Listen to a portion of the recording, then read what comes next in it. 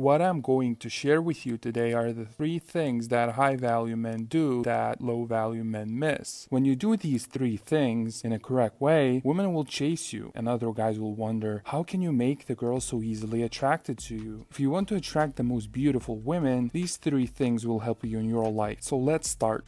1. When a high-value men are talking to girls, they go with the mindset that they don't need anything from her. Let me start by explaining this because some guys can misunderstand this. When I'm speaking about not needing anything from a woman, I don't mean that you approach girls without any agenda. Of course, when you approach the girl, you have to want something from her because otherwise nothing will happen between you two. But what I mean by not needing anything from her is not needing to get the result that you want so badly. Because look, so many guys meet girls and they want her so badly that every word and every expression on their body shows that he desperately needs her, which of course turns the girl off because a woman doesn't want to be with a guy that desperately needs her. A woman wants to feel that the guy she's dating has options and doesn't need her. And here I want to make a crucial point. I'm not saying that wanting a girl is bad and to attract her you have to suppress your sexual drive and act as if you don't have any needs and you don't want her. Your sexual drive is healthy, but what's not healthy is trying so badly to get in her pants. If you act as if your entire life depends on her giving you permission to stick it in, she will immediately be turned off by you. You see, all women perfectly understand that men want sex from them. They're not dumb. So when you interact with a girl without this super intense need to get something from her, she starts to wonder, why don't you need anything from her? In her reality, so many guys are trying to get something from her, and now there's something different. A different guy that doesn't feel intense feelings towards her. She starts to ask herself, what's so special about him? And that sparks attraction in her. You see, so many guys speak with a girl as if it was their first and last conversation with a woman. Of course, if you feel that this is your only chance to get a woman, you'll act nervous and needy towards her. This is not the case with high-value men. Somehow, they speak with a woman without being super nervous about it. It seems that they can relax and be themselves without any pressure, and it's because they talk to a woman without needing anything from her. They want her and they can actively show it, but at the same time they can show that she doesn't mean world to him and that he can walk away and find a different girl if he didn't like her. Instead of acting in a way where you have to get her and if you don't, your entire life will end, don't put so much pressure on yourself and realize that there are plenty of women like her. Talk to her in a way that communicates that you want her, but in the back of your mind know that your happiness doesn't depend on her giving you permission to stick it in. If you put all your life and all your happiness into a woman you just met, she will be turned off by you because she doesn't want a guy who doesn't have a life besides her. All neediness arises when you feel that the girl's the source of your happiness. When you find a way to be happy without her, then she will be naturally drawn to you.